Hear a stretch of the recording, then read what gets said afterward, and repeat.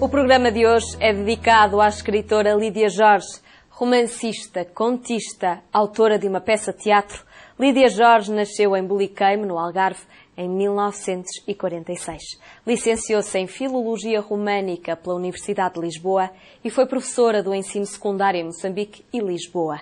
Regressada a Portugal, foi também professora na Universidade de Letras de Lisboa.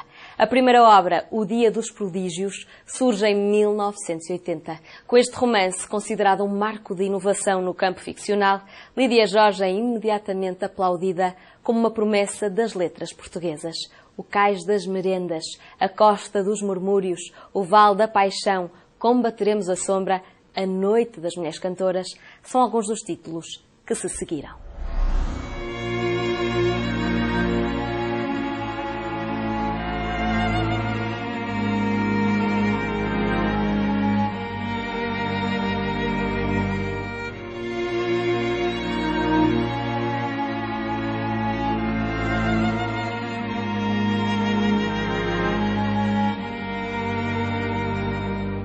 Eu sou natural do Algarve, nasci em Buliqueime, não propriamente na povoação, mas no monte, no campo.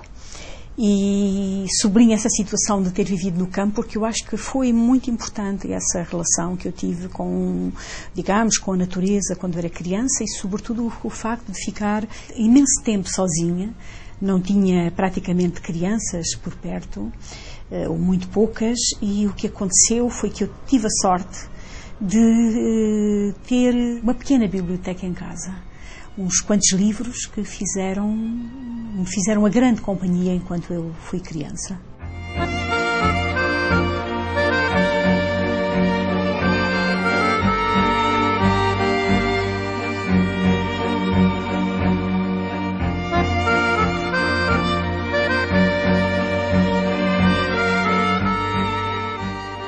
Essas leituras que eu fiz quando era criança, mas foram fundamentais para depois aquilo que eu viria a fazer e a escrever, porque eu comecei muito cedo também a escrever. Portanto, comecei logo mesmo na escola, depois de fazer as redações comuns, eu aproveitava o tempo para criar pequenas histórias que tinham a ver com livros que não eram propriamente livros muito consentâneos com a infância, porque eram livros, por exemplo, do Camilo, que eu lia em voz alta para a família ouvir, e que eu achava histórias abomináveis, que eu achava que histórias em que os adultos eram vítimas e desgraçados e gente muito infeliz, e eu entretinha-me a escrever pequenas histórias com aqueles personagens em que eu escrevia a vida ao contrário.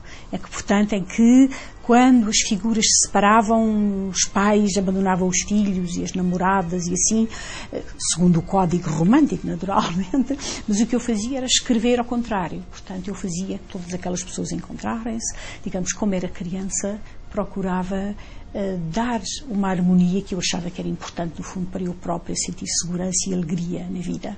E foi assim que eu comecei e, portanto, depois nunca mais terminei.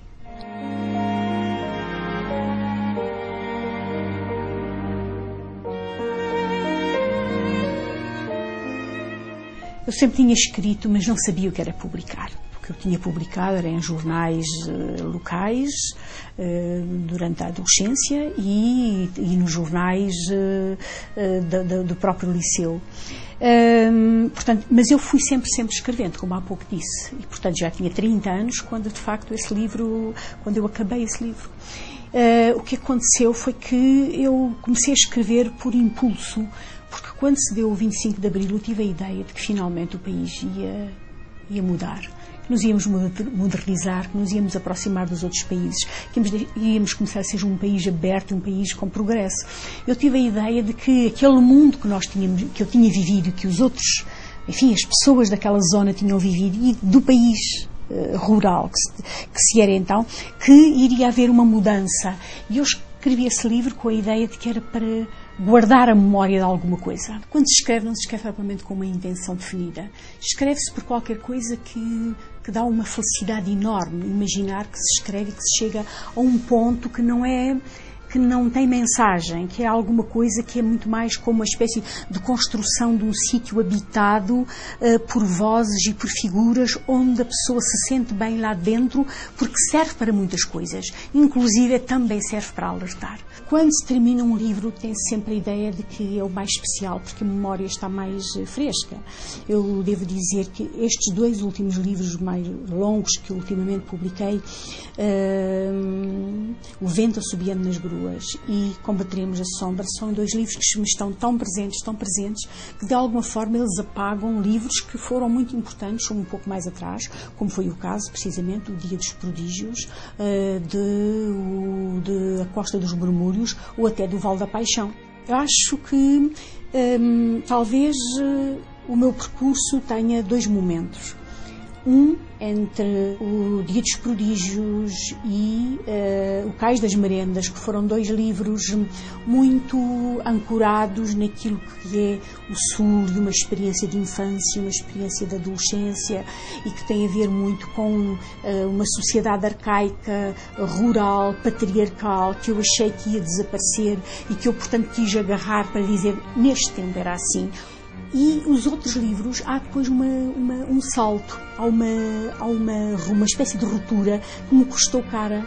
Foi o momento em que eu publiquei o livro Notícia da Cidade Silvestre. Notícia da Cidade Silvestre foi um livro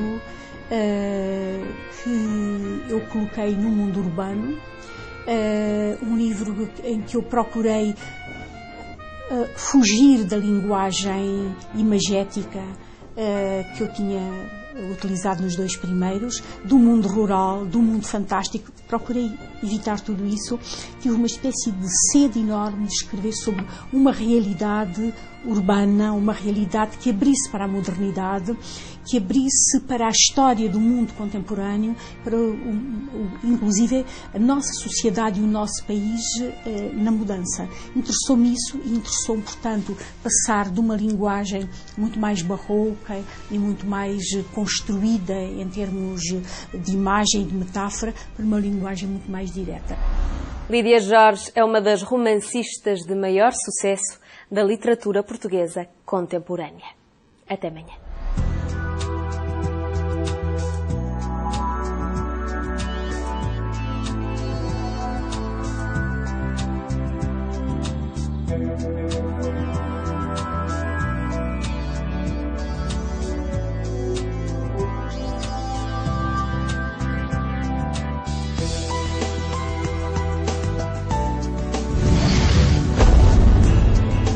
Programa apoiado pelo Plano Nacional de Leitura.